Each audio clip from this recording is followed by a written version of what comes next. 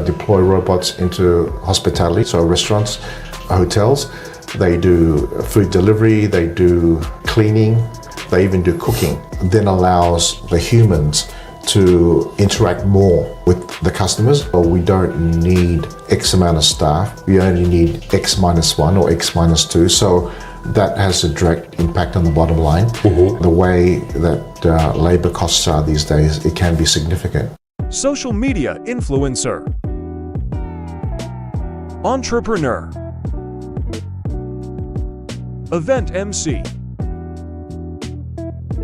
trusted advisor. Everybody, welcome back to another episode of WTF Podcast. And today I have a special guest, Dion Woo. Dion I've known for a few years, and Dion is a social media savant. He's one of the most sought after masters of ceremony in Sydney. But above all, he's actually a very experienced entrepreneur, businessman, and investor. So really happy to have Dion here today. I'm going to pick his brain about a number of things. So Dion, welcome to the show. Thank you, Will. Glad to be here. Really appreciate you asking me on board. Yeah, mate, you're welcome. And look, like I said, I've known you for a few years through mutual friends of ours, but you know, the audience might not all know who you are. Do you mind maybe just giving us a bit of a background on who you are and what you do and what you love doing? Yeah, great. So I guess if we go back a long time ago now, my background at university, I studied accounting and finance, and which I'm very pleased to say that I never really got into because I hated it. My career started off in IT actually. Okay. So I worked for corporate, then I started my own IT business. When that sort of ran its legs, then I got into hospitality, was in that for nearly 20 years. But I guess the thing that people know me most for is, as you said, my Master of Ceremonies work. So I've been doing that a long time as well. And I think I really found, my niche. That's really what I love to do. Yeah. Let's backtrack a little bit. So when you first started your IT business, what year was that? Okay, that was back in the late 90s now. Okay. And it was more or less a trading business. We were selling computer peripherals in the day when people were actually wanting computers built for them. Right. So we'd be selling computer systems, but mostly wholesaling, the peripherals like memory, motherboards, hard drives, etc. Yeah, I remember back in those days. What was it? Was it 486, 586? Exactly, Pentium. You know it. Yeah. Did you ever get a box built for yourself? I didn't. I bought something off the shelf. Right. Yeah. So I wasn't really into that type of stuff at that age. Yep. My brother was. My brother used to take apart the Apple IIes and whatever. He's a little bit older than me, and used to play around with that. But I never got into that. But I do remember those big boxes and a lot of my friends would go out and customize it and do all that. Yeah, correct. So, I actually started learning how to build those machines. So from scratch, you get a motherboard, you put in memory, hard drive, CPUs, etc. So it was a very interesting time, and that's when computers really started to come to the fore. Wasn't my background, and I fell into that kind of by accident, but I did enjoy it, and it was an industry that was good to me. Yeah, and how long were you doing that business for? That business lasted about 4 or 5 years. Okay. And I ended up selling it when I figured out that life was going to get a lot tougher. That's when the big companies started to come in, the Compaqs, the Dells, right, that started to play in our area. And I thought, well, it's time to exit now because I probably won't be having a good run going forward if they're going to be playing in that market as well. Yeah, so you timed the market pretty well. Pretty well, yeah. Yeah, and was that around that .com bust? Around that time or yeah, it just was around after about it? that time, yeah. Do you think that had an impact?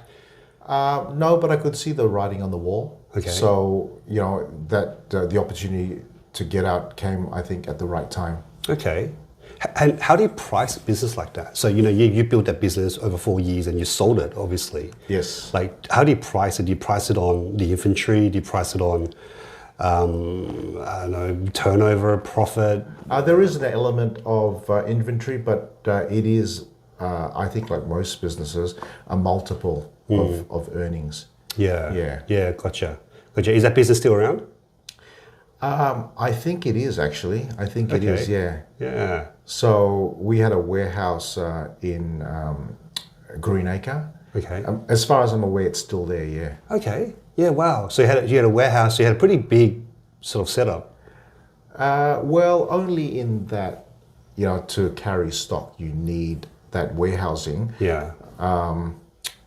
I think, yeah, as far as I'm aware, it's still there, and which kind of surprises me because I would have thought that style of business would be dead and buried by now, but, So yeah, so maybe the gamers now, they're carrying on that sort of tradition. Correct. Because I think now most people just go, I don't know, JB Hi-Fi or wherever and just get a ready-made, laptops are the way to go now, really, isn't it? It is, yeah. I mean, I get my stuff from Dell. It's easy. You just order it, they ship it the next day. Well, he was like the god in our day, Michael Dell, that's come out with Dell computers and like revolutionized the industry, basically. Made to order, but, cheaply, quickly. And we all kind of looked to Michael Dell as well. I mean, this is the guy that's changing the industry. Yeah. And he started in his garage many, many years ago when, yeah. Well, didn't they all?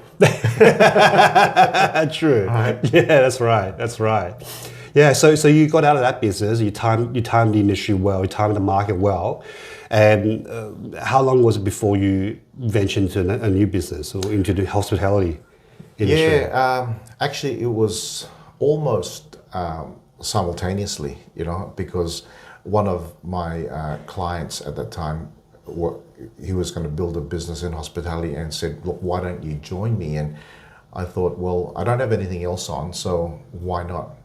So I agreed to that, and we opened our first restaurant in Chatswood. Nice. And why did he reach out to you? I think because we got on, and maybe he could see things in me that he needed, and I say that kind of with a wink because the relationship didn't kind of end well. Okay. But it set me on the path into hospitality for a couple of decades. Yeah. So you opened your first restaurant in Chatswood. That's right. I might know what it is. Maybe not. Back in the days. It's not around anymore. It was called Soy. It was Okay. in Westfield, or just outside of Westfield. Okay. It's now a Nando's. There's been various iterations of restaurants since. Sure. And I worked out pretty quickly that this partnership was not going to last, so I decided to exit and started on my own. Okay. And what was Soy? It was a Chinese restaurant. Okay. So the concept was, it's kind of like a fine dine Chinese, but a plated service. So it was individual serves rather than shared. Right. Yeah. Okay. Yeah, because I mean, back 20 years ago, that wasn't really a thing. No, it wasn't. No, it wasn't really a thing, particularly around the Cantonese cuisines, right? Correct. Yeah, it never was a thing. And then that was probably one of the first iterations of that style of I think so. Chinese we were eating. kind of like forerunners, I'd say. Yeah, cool. And so you got out of that partnership, and then you then ventured out on your own. Correct. So Yeah. my first sort of like solo business was actually it was a cafe / restaurant, Chinese sort of style at Sydney Airport. So we were actually, well, I was the first kind of like airside Chinese restaurant of any international Australian airport. Right. Okay. And so you were inside the terminal. Or we were airside, so you had Airside, to be okay. flying to eat at our restaurant. Oh, right. Okay. Yeah. Yeah. That's very unique, and obviously there's a niche there. Yeah, totally. It was a great business. Yeah. You know, it went really, really well, and so well that my accountant at the time said, "Hey, I want to invest too." But having had, you know, a bad partnership experience up until that point, I declined that. Yeah. Yeah. And did you then open up a second branch, maybe like in a different airport, or how did you grow from that? I grew very quickly from that. So I ended up opening probably around 8, 9 restaurants. Okay. Yeah. They weren't all restaurants, so there were different concepts. There was takeaway concepts. There was cafes. It eventually became more cafe style. Okay. Yeah. And so my last hospitality outlet was a cafe. Okay. But all Chinese cuisines, or you No, ventured in various. So various? It was from Italian to burgers to salads. So it was varied. Yeah. Right. Okay. Yeah. So what? Because obviously a lot of business owners they try to stick with the one brand or the one style of cuisine, or and they try to then open up chain stores, and so Yes. forth. So why didn't you take that approach and you decided to just open up different variations of hospitality business? Well, I did under the soy brand. Okay. So I think I opened maybe three or four under the soy brand. But then I found also that the Chinese style was hard for me to continue. It was hard to attract the right talent and the right loyal talent as well. So I decided, well, let's simplify this, and so I went more the cafe style. I probably should have stuck with the Chinese, to be honest. Okay. In hindsight. Yes. Yeah. Why would you say that? I think because cafes are aplenty. Well, as is Chinese, but I think there was probably an ability to maybe brand myself a bit more strongly within that Chinese category. Gotcha. I'm curious to ask about the real estate side of things when it comes to opening cafes and restaurants. But before I get into that, so what ended up happening with the 8 or 9 cafe/restaurants? Did you sell them, exit, or? Well, some of them, most of them were sold. Some of them we just shut down, the lease finished, and we decided not to continue because it didn't make sense for us to do that. So one way or another, it was either sold or just shut down. Yeah, fair enough. And when was the last business you had? Last business was just before COVID. Okay. Yeah, not too far from here actually. It was in Wynyard. Okay. Yeah. Yeah. It sounds like you've got perfect timing with all your exits just before COVID. I wouldn't say it's perfect, but it's close to perfect. Yeah. Excellent. Well, I want to understand the real estate side of things, because obviously a lot of my audience, a lot of my listeners, they're property investors, and particularly in the commercial property space. Yep.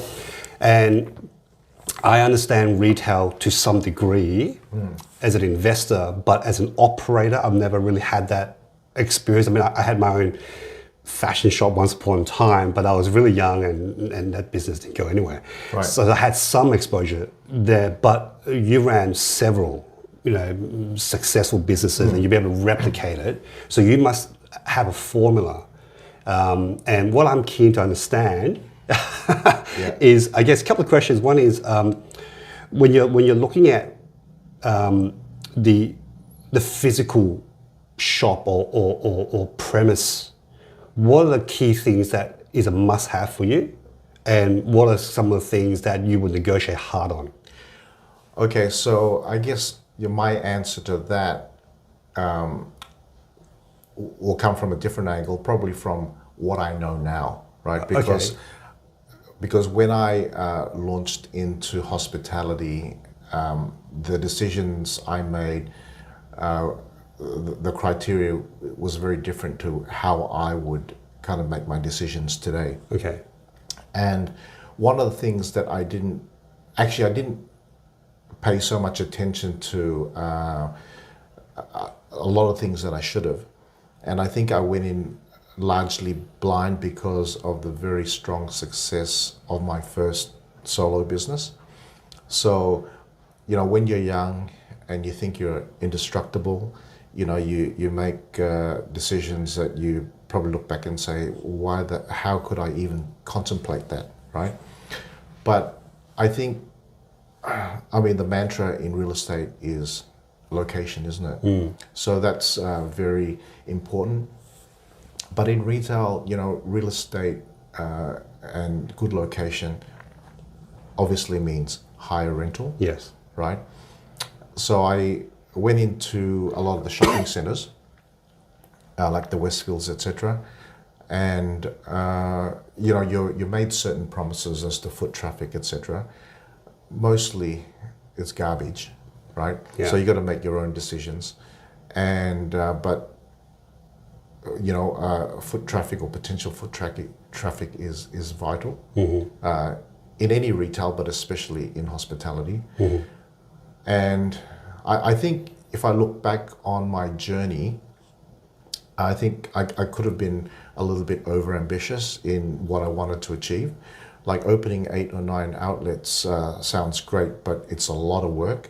And that's what kind of motivated me in the end to want to exit, because I wanted a life outside of that. Because, when everyone else is partying, you're working. Yeah. And like with any retail, but especially in hospitality, and people come and ask me, say, Dion, why don't you do it again, or let's do it together? I always say, are you sure you really want to do that, firstly? And no, I don't want to be a part of it. I can consult or help with your process, but because I've done it, I understand that it's one of those industries where anything that can go wrong will go wrong, right? There's always issues with finding staff, and it's one of those businesses where you really have to be a solid operator. You got to be good at marketing.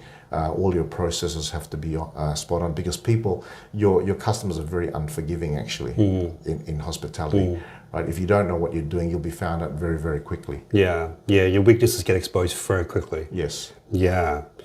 So from that perspective, now that you've now with what you know now, Yes.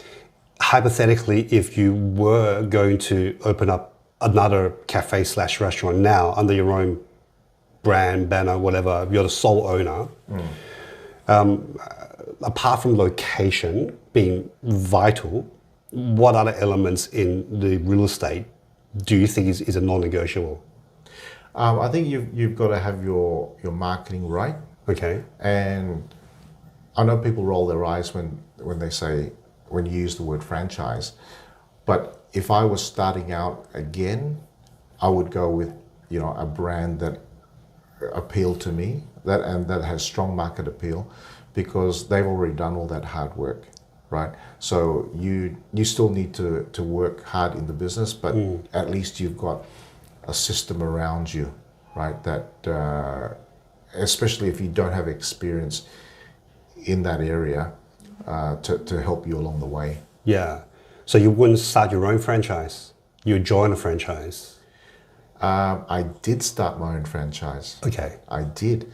But as I found out, it's more than just having a brand that you think has appeal, because and these days, even if you don't call yourself a franchise, you call yourself that you're licensing out your brand, you fall under the franchising code of conduct. And, that's a very, it's very highly regulated. And if you step out of line, well, the regulators come down on you like a ton of bricks. Yeah. So you really got to be ready to franchise, and then you've got to be able to deliver on your promises to your franchisee. Yeah, gotcha. Yeah, so I guess in terms of rents, so you obviously alluded to earlier, the prime locations usually indicate higher rent, and not all businesses can afford that sort of rent. Like for example, where Cartier is right now downstairs, sure, that's prime real estate, and where Louis Vuitton is on the corner of George and King Street, that's prime real estate. They're probably paying bucket loads of rent. Not all businesses can sustain that level of rent. I'd imagine hospitality with, pretty tight margins, you have a very strict formula on, how much turnover can be paid towards rent. Did you notice there is a trend or a particular range of, X amount of, I'm able to afford X amount of rent based on my X amount of revenue? Is there Well, I think formula? in hospitality, I think, and in most retail, when you're doing your budgeting, nothing ever like arrives the way you budget it for. But we want to allocate, say, 10% to rent, right? So your occupancy costs, ideally sit at 10%. But in Sydney, you're sitting at 20% and above, typically 30, sometimes 40%, and that's not sustainable. Yeah, wow. Yeah. Wow. So how some of these businesses do it? Or are they actually, I don't think they are. they're not doing it? From what I understand, hospitality in Sydney is struggling. And you mentioned like LV, Cartier. I mean, those guys, firstly, they've got the budget. But secondly, I think they also use it as a branding exercise, right? They need to be seen on the high street. So that's very different to a mum and pop operator who doesn't have the budget, who doesn't have the skills, and they'll be found out very, very quickly, and your rental, your occupancy rate, you need to really nut down on that, because that's one of the things that it's not variable, right? So you can't alter that. So you really need to be sure that you're gonna how well or how poorly you're gonna do in that spot. Yeah, true. So apart from rent and obviously apart from staff and labor costs, what's the next biggest expense when you're running a hospitality business? Well, your food costs in retail, in hospitality. But yes, that is variable, but in hospitality there's a lot of wastage, right? So that's the other thing you got to manage. There's no certainty that people are going to walk into your premises, order food. So, but you need to have a certain amount of stock or inventory level on hand. And if you're not selling through, then that goes to waste. Yeah, that's so true. Is there a way around that? Is there a way around it? Well, I mean, if you want to throw the dice with your customers' health, yes, you can try and leave for the next day, third day, but I wouldn't recommend that. No, of course not. Yeah, fair enough. So obviously since COVID, when we had the lockdowns and everything, a lot of restaurants, cafes had to be shut down, forced to be shut down, locked down. Some pivoted into doing takeaways through Uber Eats and Foodora and all that stuff like that. How has that now impacted the hospitality business? And any given restaurant, let's say a neighborhood Thai restaurant, how much of their sales is through that delivery model versus dine-in model, do you think? Well, I'm hearing up to 30%, sometimes even more. I think our consumer behavior has changed since COVID, and there's actually been more. Do you understand dark kitchens? Dark kitchens, yes. Yeah. So there's been more of that activity since COVID as well. People share a space, and it doesn't need to be a shop, but it could be in a warehouse somewhere where they produce for online orders. And like I said, they're sharing the premises, so again, reducing the cost.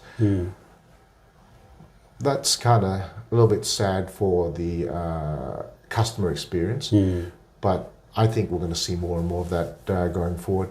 Yeah. One, because of cost, and two, because that's become normalized now, that online consumption. Yeah, true. Because if I look at my family, before COVID, every week we would go out and dine somewhere. We'll pick a nice place, and we'll have a bit of a family sort of event. Take the kids out, and maybe if it's sushi train, my kids love sushi train because you see the sushi go around, and that was a really nice experience. And then obviously COVID came and changed our behavior, and now sometimes we get lazy.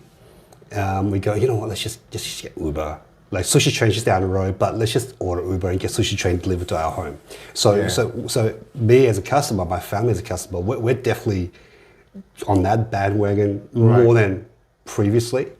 And I think, to your point, we lose some of that experience because, like for me, when we're going out for dinner, it's not just about the food. I mean, the food's an important element of it, is the centerpiece, but getting dressed up, Correct. Being in an atmosphere, being greeted by the waiter, waitress, all that's part of the experience is what makes the experience enjoyable.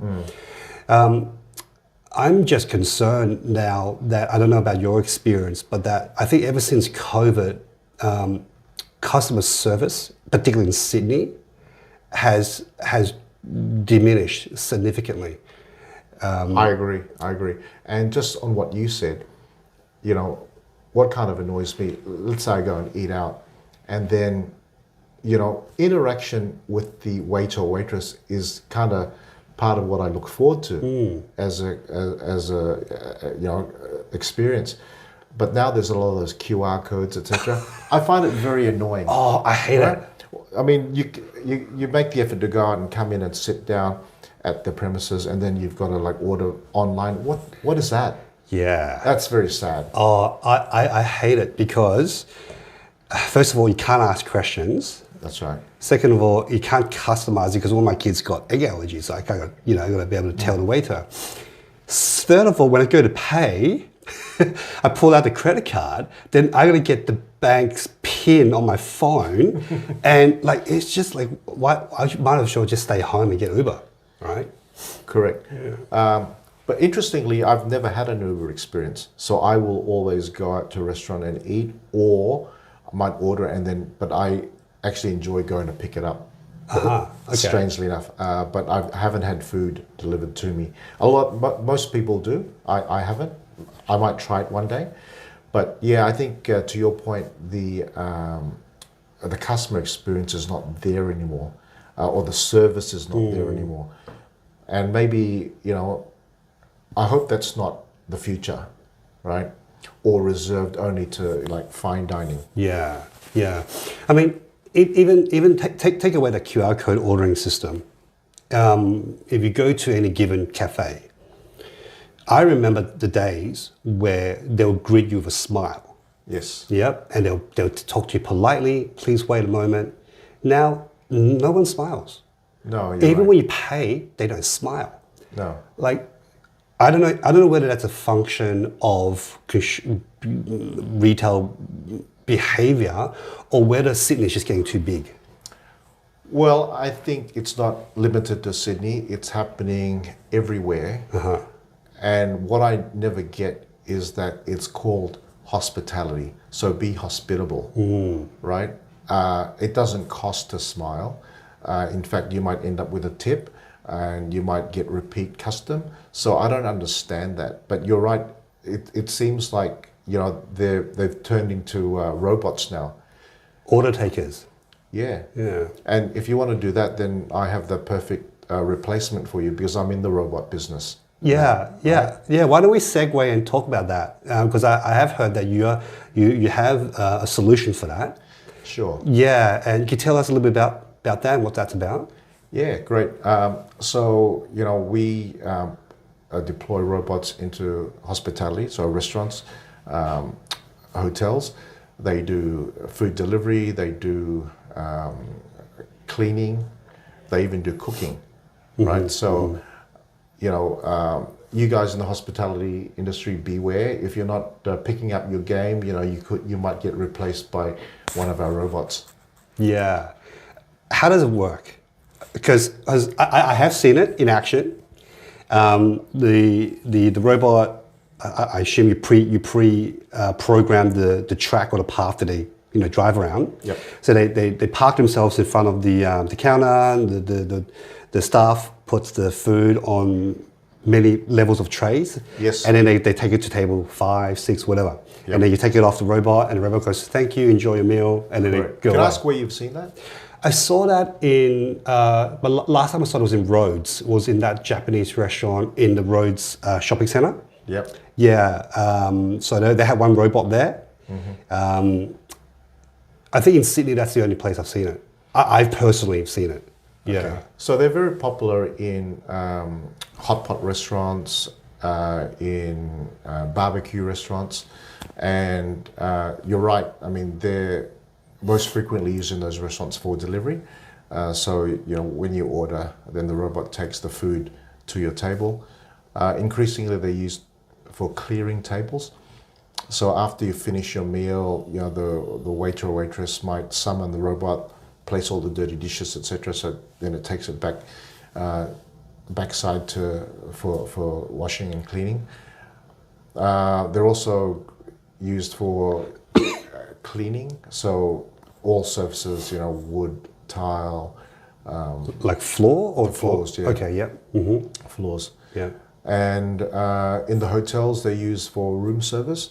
So especially in Asia and like Singapore, China in particular, rather than use humans to run to the room with a pair of slippers or toothbrush, you've got the robot that does that delivery. Yeah, I think particularly in Asia as well, they have a more sensitivity to hygiene. Yes. Yeah, because they've had SARS and all that, obviously, in recent history. Correct. So having those robots, I think, have that sort of appeal as well. Yes. But I'm fascinated with robots and AI. Right. And I don't know how far your robots go, but I recently saw, I think it was Boston Dynamics. They integrated OpenAI with one of the robots. Right. And it blew my mind. The robot was standing opposite the human. They had a kitchen counter. I don't know whether you've seen that video or not. I haven't. No. Right. So there was an apple and there was a plate. And the human goes to the robot, "I'd like something to eat."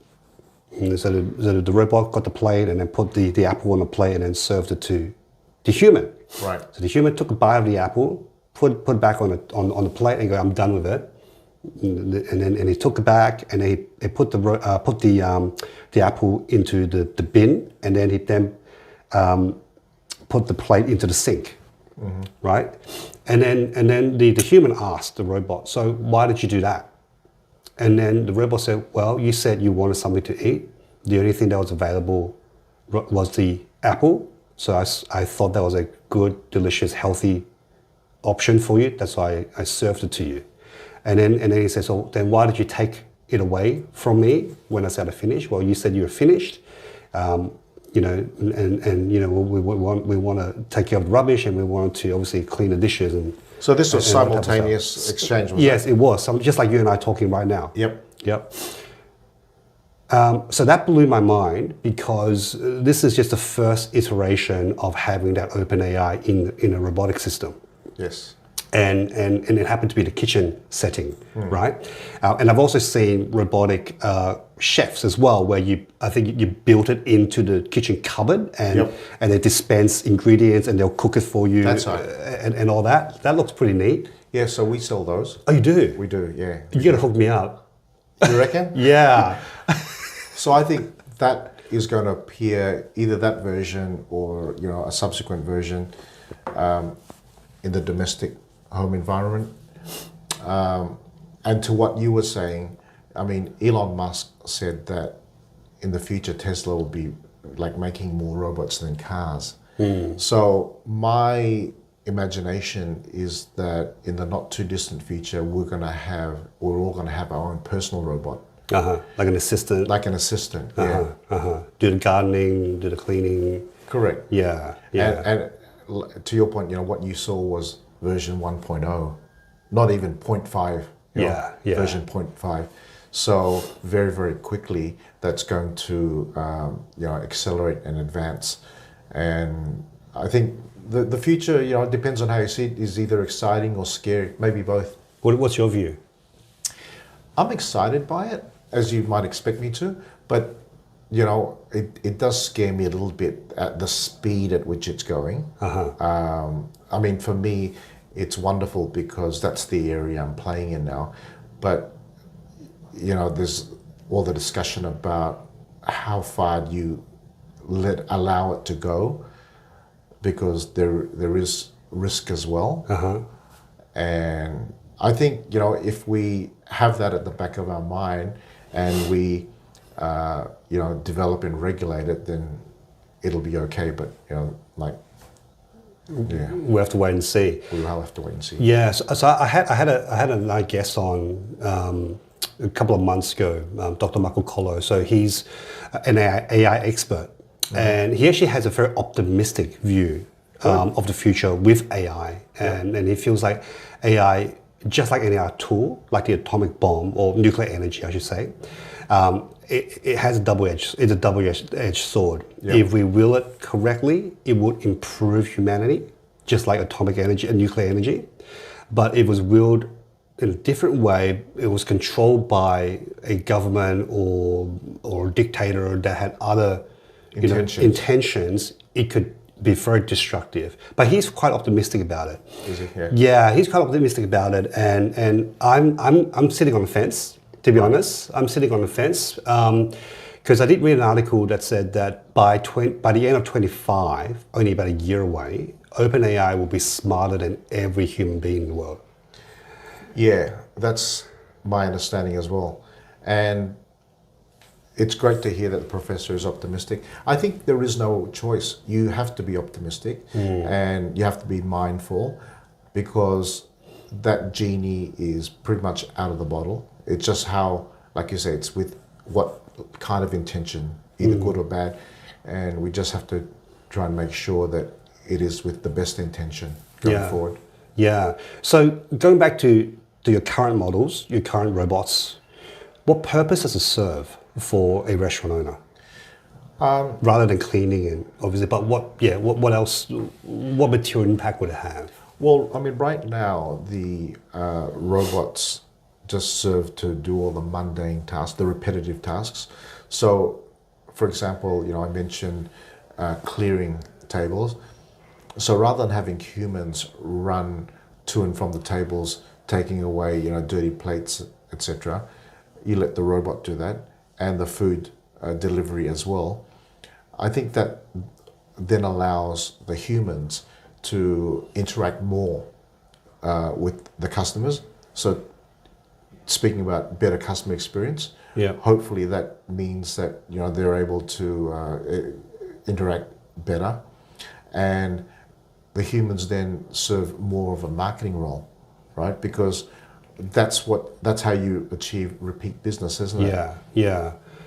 I think unfortunately my experience with that Rhodes restaurant, I didn't see an increase in human communication.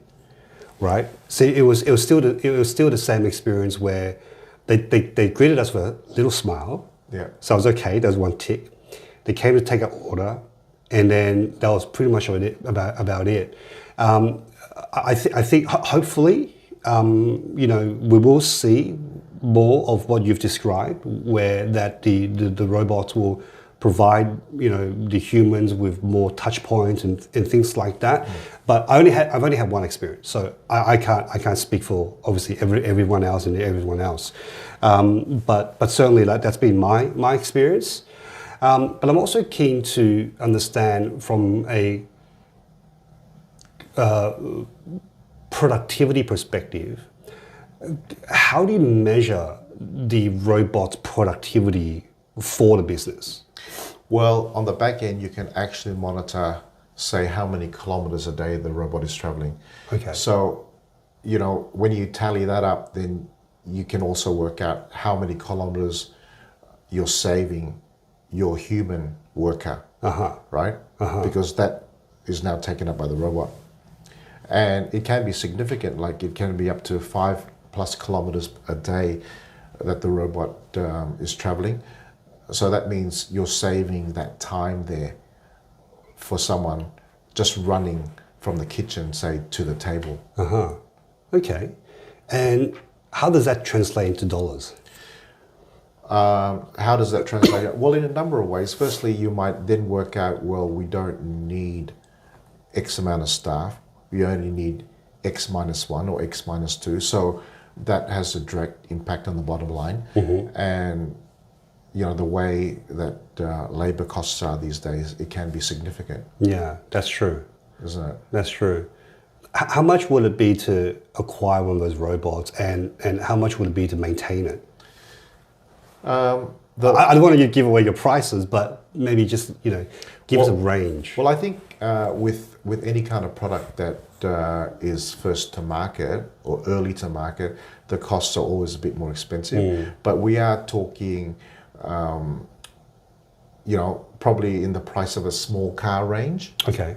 And in terms of maintenance, they're battery driven, so it's the maintenance is minimal. But we provide a couple of years of on-site warranty. And yes, and I also imagine that very quickly costs will be driven downwards. Yeah, and do you think the cost is driven by the cost of the material to build those robots, or do you think it's just more adoption, so you can actually then bring down the margins? How do you mean? I'm from a consumer's perspective. Obviously, when the first iPhone came out, it's like, wow, it's so expensive. Blah, blah, blah. Or the first camera comes out, it's really expensive. And then when more people buy into it, it's higher adoption, prices usually come down. Yes. That's one function, and the other function is obviously they figure out a way to manufacture it cheaper. Maybe the parts are cheaper. Maybe the technology behind the batteries are cheaper. What do you think is going to drive it first? Well, I mean, the easy answer is both, but I do think that probably the uptake will be the main mover in driving the price down, because then you're able to keep, say, your factory at capacity in producing it. But material costs, I don't know if they're going to fluctuate or vary that much. It'd mainly be the adoption rate of the product. Yeah, fair enough. Will these serving robots ever get an AI plug-in? 100%. Yeah. 100%. So I think what I'm excited about is the robots, say, working in, say, nursing home aged care centers. One of the big problems that I identified, in that style of environment is actually, say, loneliness. So then the ability to communicate, I mean, it's not human, but with a machine that can, to enable conversation, I think is a huge thing. Yeah, that's really interesting, because we had the same discussion with Dr. Colo, where essentially ChatGPT became a quasi-friend of his. He created a persona based on a historical figure, and he started having discussions. Right. And then, so he had a really good discussion with that persona, and then the next time he logged in, the persona wrote to him and said, "Hey Michael, I really enjoyed our last conversation." All right. So that AI hacked him from an emotional perspective, right? So and then we kind of like refer to movies like Her. I don't know whether you've watched it, with Joaquin Phoenix. It's also about him befriending an AI operating system and having a romantic relationship with that AI. So I do see that happening, and the example that you've given in nursing homes, I think that's a really good example. But how far can we take it? And again, going back to the dangers of it, like how for lack of a better term, how far off the leash can we let AI go? Well, that's a great question. I really don't know how to answer that, but I will say this: that was for me, it was intriguing. Not so much scary, but definitely intriguing, because I went to an event recently where they had a gentleman by the name of Donald Hasty, who's an AI expert, talk about how we, all of us, have the potential to live on forever, right? Or our persona. You're talking about persona.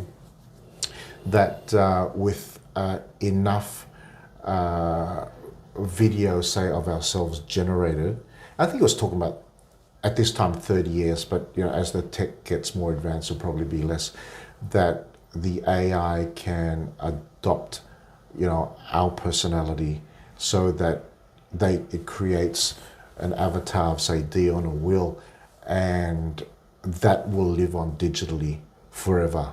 Yeah. And then and I don't know the name I can't remember the name of the movie. I think it was Wandering Earth or something, where that kind of idea was introduced, where the dad who'd lost his daughter was trying to recreate the idea of the daughter, so that because he just couldn't let go. And there is going to be that ability for us to live on in a digital realm. Yeah. Well, that's not us, but like the likeness of us. Maybe the consciousness, or however we term it. Isn't that crazy? It's very crazy. It's very crazy. I'm also excited about it as well, because now then potentially, as we age and pass on, then our children and grandchildren can communicate with us. Correct. In that sort Are you of. excited by that? I don't know. I mean, you won't know yourself, but they'll be able to have a piece of you. Yes. Isn't it? Yes. Forever. Yes. And I'm excited about that, actually. I am excited about that. They can have a piece of me that they can interact with, and maybe, I can part my wisdom to them. And all your future generations, right? Your lineage are going to know you. Yeah. That's actually quite interesting. Yeah. And you touched on social media, and then I think obviously, social media is kind of playing that role right now, because you can now log on to YouTube or whatever, and you can find videos from 15 years ago of somebody. Yeah. And you kind of go, oh wow, this person was like this 15 years ago. Right. And then if you track their content, you can see the person's changes, like both physically and sometimes personality, and their beliefs and values will change. And I find that really fascinating, and that's probably one of the reasons why I'm doing content as well. Obviously from a business perspective, I want to drive leads and exposure and all that.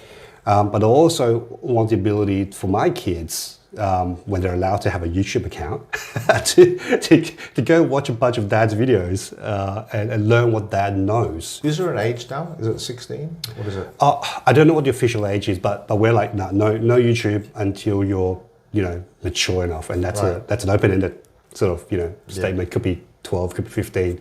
None of my kids are mature enough to do that yet. So yes, I mean, that's one of the reasons why I'm doing social media. It started off as business orientated, but now I see the benefit of the intangible, and just kind of, like you said, leaving some sort of legacy lineage behind. And your social media, I must say, is off the charts. Right. Oh, thank you. Off the charts. Off the charts. Like I mean, compared to me, you do it regularly, you do it methodically, and your personality really comes out in over these videos and content that you create. Thank you. Why did you get started? I guess is number one, and how long has it been? Yeah, well, going back to what I said originally about studying accounting and finance, which I hated. So glad I never got into that.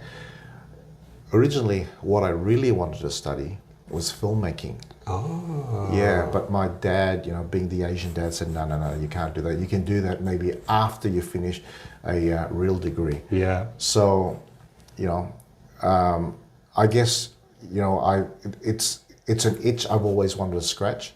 And so, when I became, my own person, and adult, and allowed to do what I wanted, then I started to explore that a bit more. So that's how it really started. But also because I'm around so many different events, I just thought that would be a cool way to share it. It is very cool.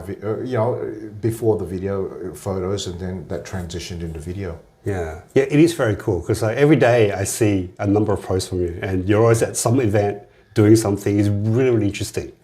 Yeah, Yeah. So how do you shoot them? I think I asked you this offline, but how do you Yeah. So the funny thing is, people say, "Hey, do you have like a team following you? You must have a camera crew," and the answer is no, unless it's where I need to capture certain things that I can't do for myself. But 99.9% of the stuff you see on my social media, I shoot myself, and that's mostly just done with the camera. I mean, with the phone, and I just have a lot of fun doing it. Yeah. And do you edit your own clips? Everything myself. Yeah. Wow. Yeah. Wow. That's fascinating. That's just getting in there and trying different things over time, and you get better and better with it. Yeah. But anyone can do it.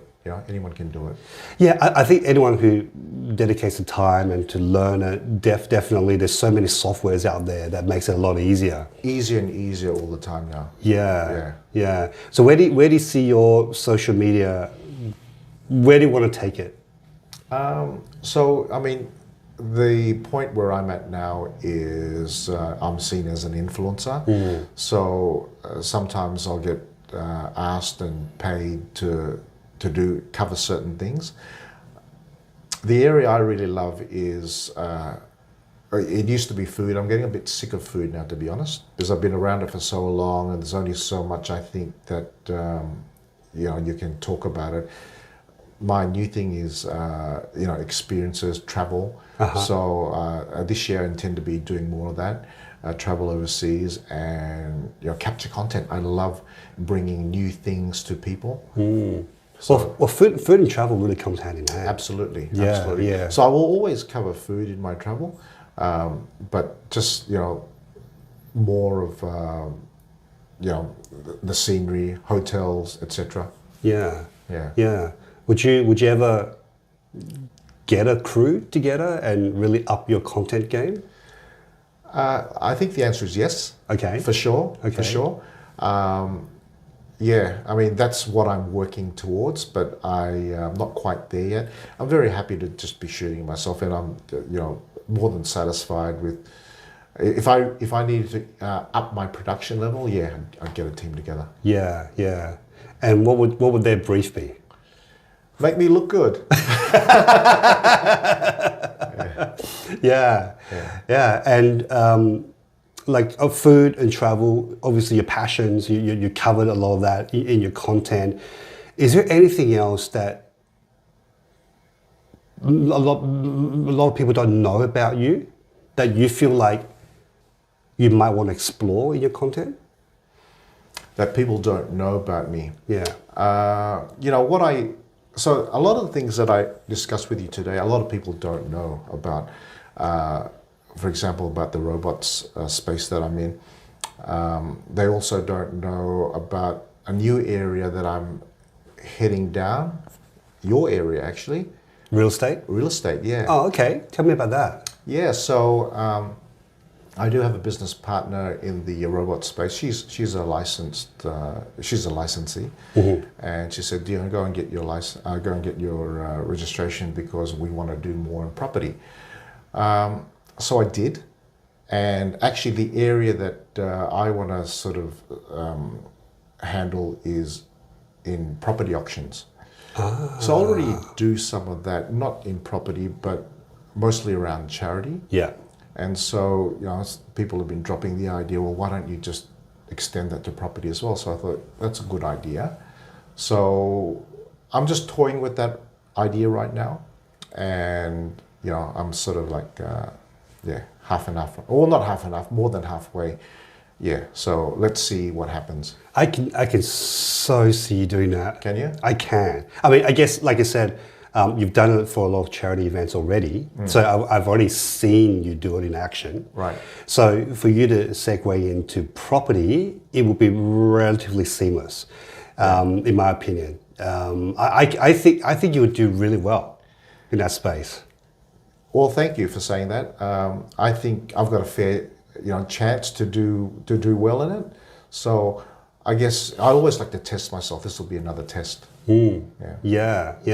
I mean, I never like to pigeonhole anybody, but if I look at Sydney and I look at the Chinese community, I cannot think of any outstanding auctioneers.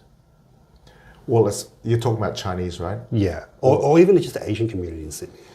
I don't think there are any. I don't know of any either. Yeah, yeah, and like I said, I'm never someone that likes to pigeonhole, especially with race. But I think because you're so prominent in the Chinese community, you're kind of irreplaceable from that perspective. You're kind of like the Joe Rogan of the MC space. You know what I'm saying? In the Chinese community. So I think for you to segue into that, I think you will. A lot of people will come to you. A lot of people will come to you for that business because you're quite high profile. Yeah. Well, look, thanks for saying that. I think all of what you've said has, played on my mind and kind of made me think. Well, there's a stronger chance than not of success. So let's now try it and let's test myself. Yeah. And I think you're right. I mean, one of the benefits of doing what I do in that MC space is that there's visibility and you get a certain profile. And it would make sense, I think, given that my network is largish, that you probably give the business to somebody you know than somebody you don't, right? Yes, that's right. And many people have seen you in action already. Yeah. Yeah, obviously not in real estate per se, but just your auctioneering skills.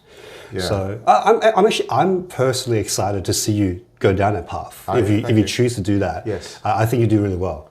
Oh, thank you. Well, there we have it. Watch this space. Watch this space, guys. Yeah, watch this space, guys. And let's talk about the MC business because obviously you're really well known for that. Yes. How did you get into it? Yeah, great question. So I've been doing it for a long time now. And what most people won't know is that my dad was a very famous MC. So, I was born in Papua New Guinea and pretty much every single event, my dad was emceeing the event. So he was the guy? He was the guy. Okay. And, I guess I picked up a lot from him. And, when I moved to Australia, to Sydney, to go to high school, when I finished, I used to be part of certain community organizations and they'd always be having events.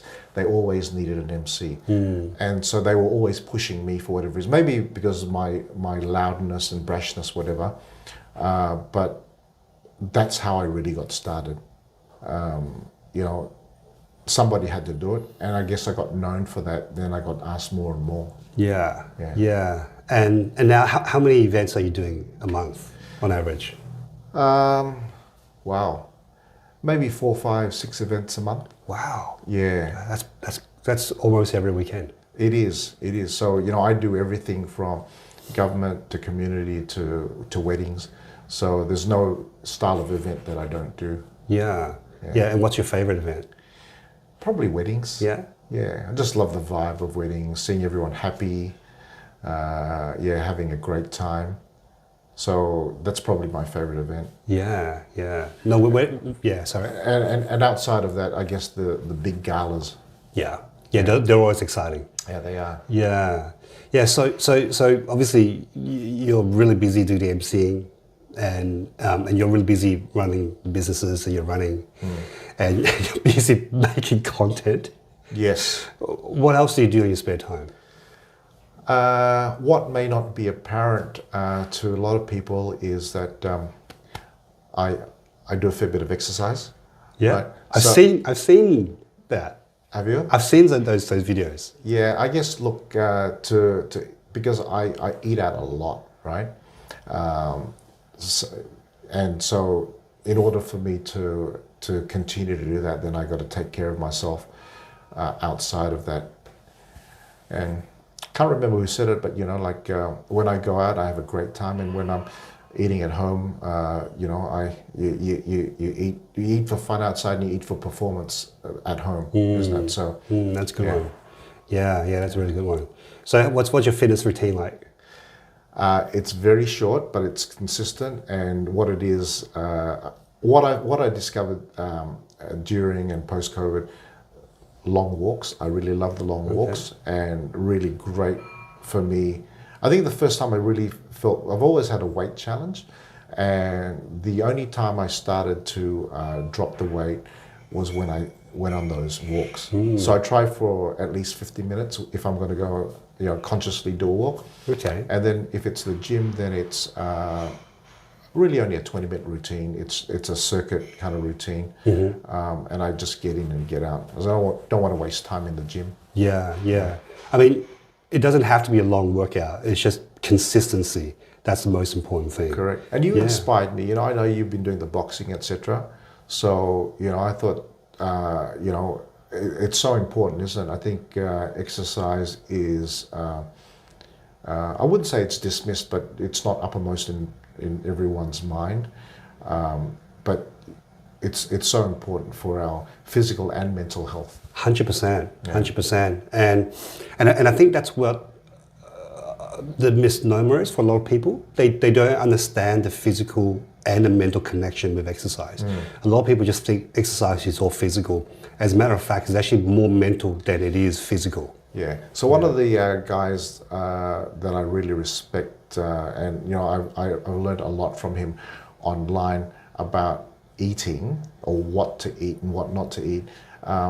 He always says that the exercise is more for the brain than the body, right? Which I kind of agree. Yeah, 100%. Yeah. I mean, the body's important. Yep. But without the mind, the body's useless, and vice versa. Correct. Yeah. Well, that's fascinating. I'm glad you're doing that. Thank you. And before we sort of end the session, is there anything else that you'd like to share on this podcast that you haven't shared with anyone else? Yeah, why not? Contrary to popular belief or widespread belief, I am single. I'm not married with family.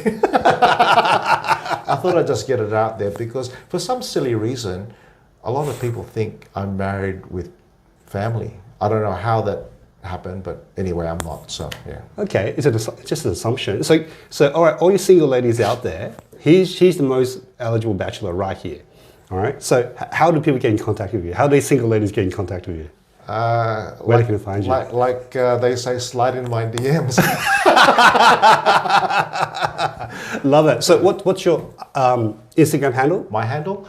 Well, as we discussed before, I've been hacked for a couple of years now, and sadly that happens a lot. Either my IG's been hacked, but right now it's Mr. Worldwide 1999.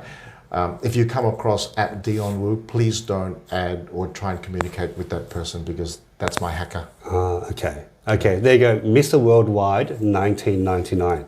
That's it. That's it.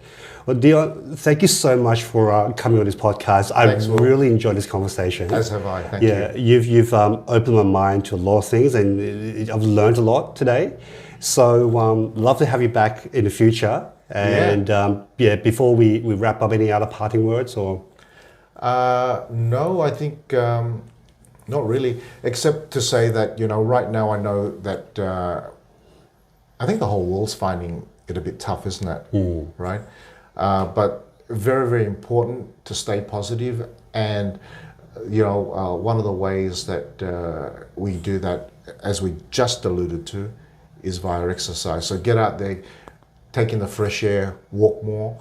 And I say that because, there are some people that are very close to me that are going through mental challenges right now. And I always encourage them, just get out there, take that walk, and just move your body because, as you know, Will, that really helps with the mental side of things. Yeah, 100%. 100%. All right, guys, you heard it from Dion. Don't dismiss the exercises. Get out there and go for a walk every day and get to the gym. Absolutely. Thanks so much for having me, Will. Really appreciate it. Thanks, Dion. It's been fun. Likewise. Hope to see you again soon. See you soon. Thank you. Bye, guys.